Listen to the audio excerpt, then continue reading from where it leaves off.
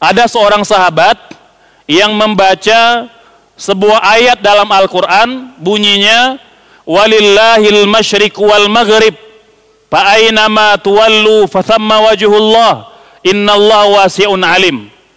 Terjemahnya apa, Ustaz Kang Faisal? Allah memiliki penjuru timur, penjuru barat, kemanapun kita menghadapkan wajah, hadapkanlah. Dia menyimpulkan, kalau begitu sholat tidak wajib menghadap arah kiblat, bebas menghadap arah mana saja. Ini ayatnya. Dia menyimpulkan dengan kedangkalan ilmunya.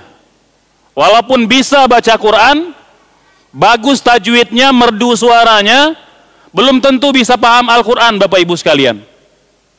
Maka ditegur oleh salah seorang sahabat yang bernama Abdullah bin Abbas, ahli tafsir pertama dalam sejarah Al-Quran, yang bergelar Turjumanil Quran. Ya, Imam Suyuti menulis kisah ini dalam kitab beliau Lubabun Nukul Fi Asbabin Nuzul. Jadi kata beliau, Abdullah bin Abbas menegur sahabat tadi. Kata beliau, ayat yang kau baca benar, tidak salah, pemahamanmu yang keliru. Kata beliau, ayat yang kau baca itu turun ketika para sahabat sedang di peperangan Al-Muraisi.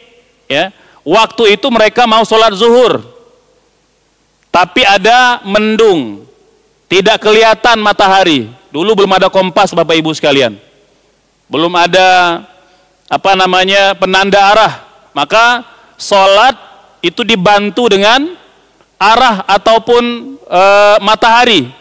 Maka mendung, matahari tidak kelihatan. Maka sahabat dalam kondisi mendung, sholat menghadap arah tertentu.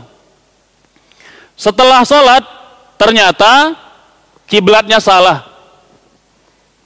Ya, mendungnya selesai, baru ketahuan kita tadi sholat zuhur salah kiblatnya.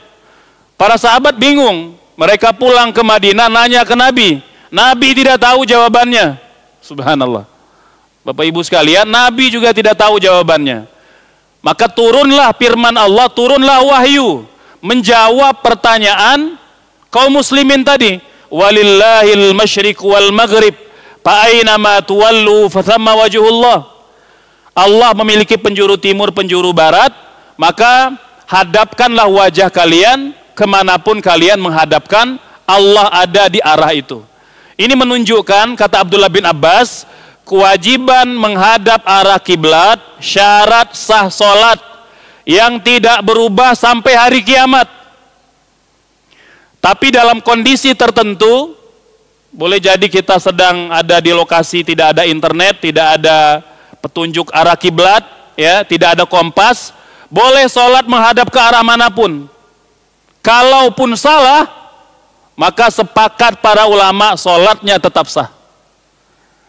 Maka begitu cara Abdullah bin Abbas memahami wahyu-wahyu Allah Subhanahu wa ta'ala. Maka tidak semua orang yang bisa baca Quran, yang bisa baca hadis, punya kemampuan menyimpulkannya. Dan pernah terjadi pula, Bapak Ibu sekalian, pada masa Rasul. Saya sering kutip kalau di kajian online, ya. Ada hadis yang sahih dari Abu Daud, Bapak Ibu sekalian. Ini cerita sahabat Nabi terluka di kepalanya. Ya. Malam itu dia mimpi basah. Maka datang ke masjid, nanya ke beberapa orang. Ya. Sahabat Nabi banyak, tapi tidak semua bergelar ulama. Maka ada yang nanya, yang luka tadi, saya terluka, tadi malam mimpi basah, boleh nggak tayamum? Maka para sahabat yang biasa-biasa aja itu menjawab, anta takdir alal ma walam najid laka rukhsah. Kamu kan bisa menggunakan air, tidak boleh bertayamum. Maka mandilah sahabat Nabi tadi pagi itu. Bapak Ibu, apa yang terjadi? Sahabat Nabi tadi wafat, meninggal dunia. Berita wafatnya itu sampai ke telinga Nabi. Begitu sampai, Nabi murka luar biasa. Apa kata Nabi? Qataluh, mereka telah membunuh saudaranya. Qatalahumullah, semoga Allah binasakan mereka. Jadi begitu Bapak Ibu sekalian. Agama ini tidak boleh sembarangan. Kata Nabi, ala sa'alu idza lam ya'lamu, kenapa tidak bertanya kalau tidak tahu? Fa inna syifa'al ayyi as-su'al, obat jahil itu bertanya. Jadi tidak boleh ngarang-ngarang. Maka Nabi menutup hadis ini dengan mengatakan, fa innahu yakfihi ayyatayammam, padahal cukup dia tayamum saja pagi itu. Subhanallah. Masih banyak di masyarakat orang yang tidak tahu bahwa tayamum itu tidak hanya bisa menggantikan wudhu, tapi juga bisa menggantikan mandi junub. Bagaimana caranya sama? Apa yang membedakan? Bapak Ibu, apa yang membedakan? Apa yang membedakan tayamum karena tidak bisa berwudu dengan tayamum karena tidak bisa mandi junub? Apa bedanya? Niat, caranya sama. Itu, ya. Maka begitu juga kemarin ya, beberapa hari yang lalu saya juga mengisi di Kota Bandung, ada yang nanya begini. Ustadz, bukankah Al-Quran telah turun sempurna? Bukankah hadis telah turun sempurna? Mengapa kita perlu bergantung kepada mazhab? Mengapa kita perlu bergantung kepada ulama? Baik, saya katakan, Bapak, kalau ada muncul pertanyaan begini, kalau kurban yang lebih afdal itu kurbannya sapi atau kambing, Bapak Ibu sekalian? Kambing. Ada yang lain jawabannya? Oke, Bapak Ibu sekalian, apakah ada penjelasan dalam Al-Quran kurban yang paling afdal adalah kambing? Ada?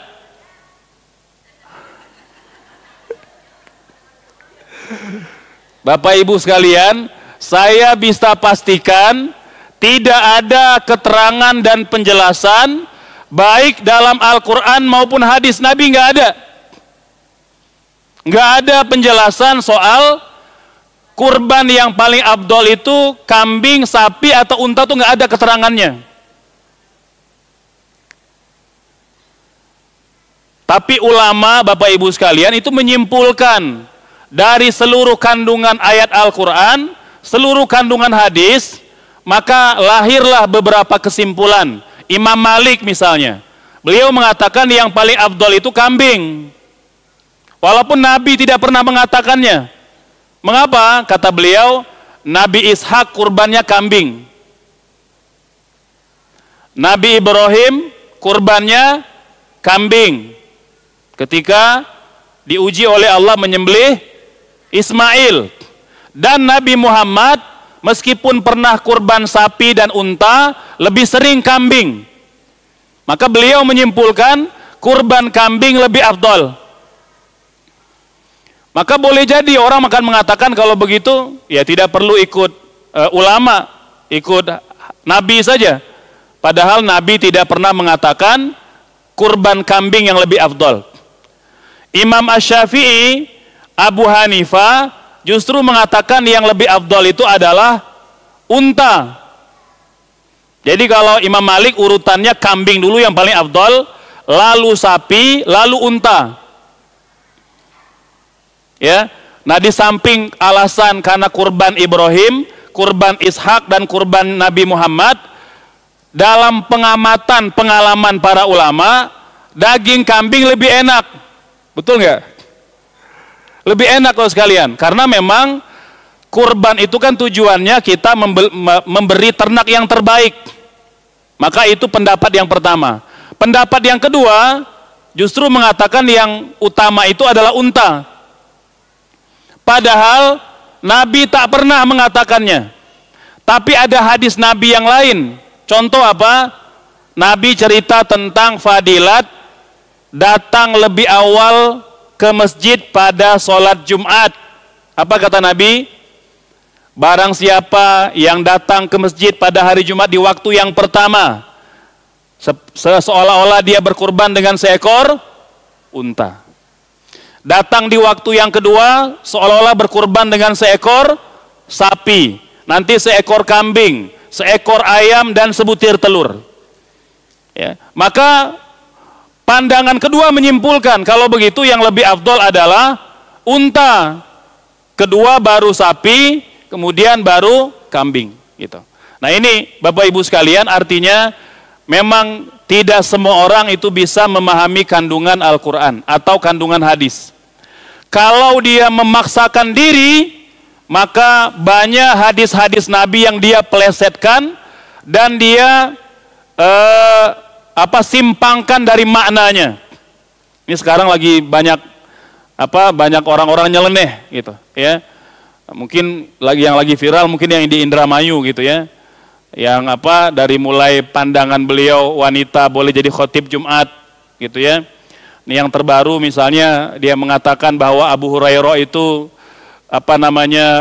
berdusta atau berbohong ya, karena dianggap masa iya Abu Hurairah tahu semua hadis Nabi termasuk hadis tentang kamar tidur Nabi gitu ya. Nah ini orang yang tidak belajar, maka dia tidak mampu memahami bahwa ulama pada masa itu telah mengembangkan metode bagaimana membedakan mana hadis yang sahih, mana hadis yang dhaif, dan mana hadis yang palsu.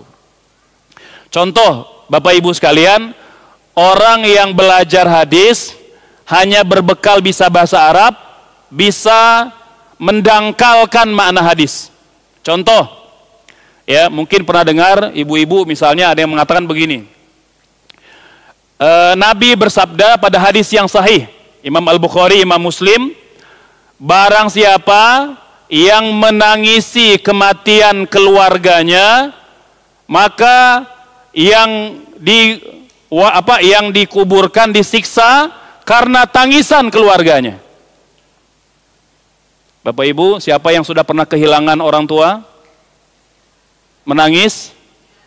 Orang tua ibu disiksa di kuburnya karena tangisan Bapak Ibu sekalian.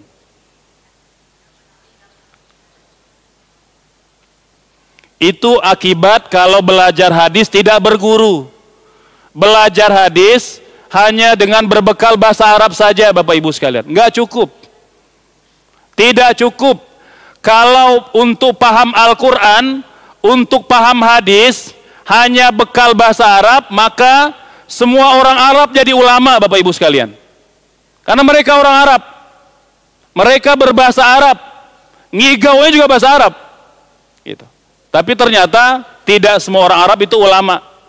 Jadi ingin mengatakan kepada kita, untuk paham agama tidak cukup bahasa Arab Bapak Ibu sekalian. Ya, nanti kita akan jelaskan maksud hadis Nabi tadi. Ya, nah termasuk juga misalnya ada lagi yang mengatakan begini, Nabi bersabda, nahaan Nabi an bai'il gharar. Nabi melarang gharar.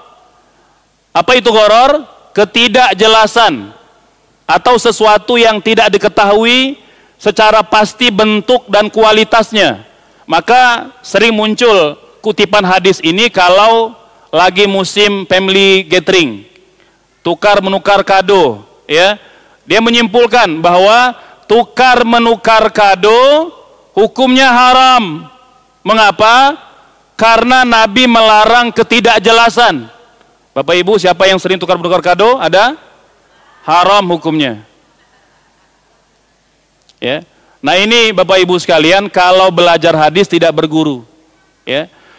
Nah kita kembali ke hadis yang pertama tadi. Kalaulah orang yang mengatakan tadi bahwa apabila ada mayit yang wafat ditangisi oleh keluarganya, maka dia disiksa di kuburnya karena lantaran tangisan keluarganya. Kalau dia mau bersabar aja, mau belajar Bapak Ibu sekalian, sudah ada penjelasannya. Misalnya syarah Sahih Bukhari, ada Fathul Bari, ada lagi misalnya Umdatul Qari. Itu dijelaskan bahwa yang Nabi maksudkan orang yang disiksa di kuburnya lantaran tangisan keluarganya, apabila kalau sebelum wafat dia berwasiat, wasiat kepada istrinya, kepada anaknya, tolong kalau nanti saya mati tangisi kematian saya. Mengapa perlu wasiat Bapak Ibu sekalian? Karena orang Arab jahiliyah itu merasa aib, merasa malu kalau dia meninggal tidak ditangisi keluarganya.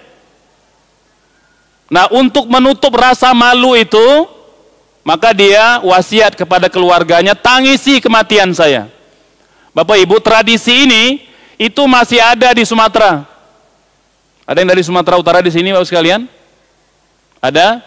Bapak Ibu, di Sumatera Utara itu masih ada tradisi, ya, keluarga merasa malu apabila tak seorang pun yang menangis tatkala ada anggota keluarga yang wafat. Maka berpesan kepada yang masih hidup, tolong tangisi kematian saya, karena merasa malu kalau tidak ditangisi. Gitu. Yang kedua, Bapak Ibu sekalian, ketika dia mengatakan bahwa orang yang dikubur disiksa lantaran tangisan keluarganya, maka dia telah lancang ketika mengatakan demikian. Mengapa? Karena Ibunda Khadijah radhiyallahu anha tatkala wafat ditangisi oleh Nabi Muhammad sallallahu alaihi wasallam. Dan Rasulullah ditangisi oleh istri dan anak-anaknya tatkala beliau wafat.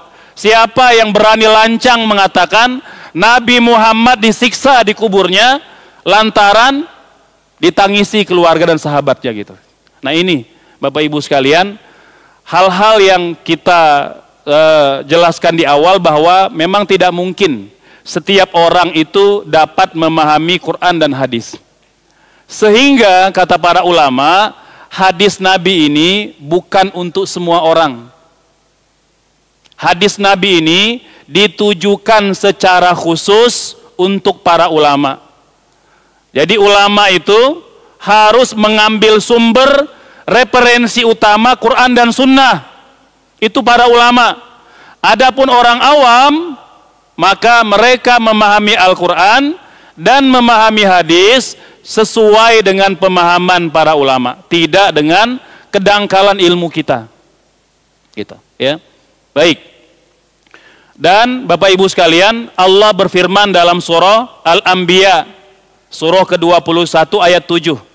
Allah berfirman, "Fas'alu ahla dzikri in kuntum la ta'lamun." Tanya orang berilmu kalau kalian tidak tahu. Gitu. Jadi tidak boleh kita memaksakan diri memahami Al-Quran dan hadis tanpa belajar dari para ulama, Bapak Ibu sekalian. Itu maksudnya bahwa Al-Quran dan hadis itu tidak bisa dipahami oleh setiap orang. Nah, Bapak Ibu sekalian, karena Allah memerintahkan kita belajar kepada para ulama, dan ulama adalah para pewaris Nabi. Ya, sejak Nabi wafat pula para sahabat beliau, maka hari ini kurang lebih jarak antara nabian ada berapa tahun Bapak Ibu sekalian? 1445 tahun, ya, atau kurang lebih 14 abad Bapak Ibu sekalian. Itu jarak antara kita dengan Rasulullah sallallahu alaihi wasallam. Nah, untuk memahami kandungan Al-Quran dan hadis sesuai dengan pemahaman Nabi dan pemahaman para sahabat, kita yang tidak hidup di zaman mereka perlu belajar secara berjenjang kepada ulama yang mata rantai ilmu mereka tersambung kepada Rasulullah Sallallahu Alaihi Wasallam. Jadi nggak bisa kita memutus mata rantai itu, karena Bapak Ibu kita tidak hidup di zaman Nabi, kecuali kalau Bapak Ibu percaya dengan film Doraemon gitu ya, yang punya kantung ajaib, ada mesin waktu gitu ya, bisa kembali ke masa lalu, bertanya langsung kepada Rasul. Jadi Bapak Ibu tidak mungkin, ya, kita tidak mungkin membaca dan memahami Al-Quran seperti mana pemahaman Nabi dan salafus soleh kalau tidak belajar kepada para ulama. Nah, belajar kepada para ulama artinya kita bersandar. Kita bersandar pada ulama bahasa lainnya bermazhab, Bapak Ibu sekalian. Bahasa lainnya bermazhab. Ya. Nah, mazhab itu seperti mana diuraikan oleh para ulama, secara bahasa artinya jalan. Jadi kalau saya berangkat dari Bandung Jakarta, maka Jakarta atau Bogor adalah mazhab saya, tujuan saya, maksud saya. Ibu-ibu berangkat dari rumah ke Masjid Raya Taman Yasmin, maka masjid mazhabnya. Jadi tempat kita berangkat, tujuan kita, tempat kita bakal bersandar. Gitu, ya. Adapun secara istilah, mazhab adalah bima zaba ilaihi minal ahkam al-ijtihadiyah imamul a'immah. Artinya pendapat para ulama, imam mujtahid dalam perkara-perkara ijtihadiyah. Artinya perkara-perkara yang belum ada keterangan secara pasti tentang hukumnya. Itu ijtihad, Bapak Ibu sekalian. Ya. Lebih lanjut, nanti ada istilahnya tamazhub. Nah, tamazhub ini dari kata mazhab. Tamazhaba, ya tamazhabu artinya bermazhab, bersandar. Al-Imam As-Subki menjelaskan, tamazhub artinya iltizam, kata beliau. Berpegang teguh, ghairil mujtahid mazhaban muayyanan, ya, orang yang bukan mujtahid, orang awam yang bukan mujtahid, yang berpegang teguh pada pendapat tertentu yang diyakini benar,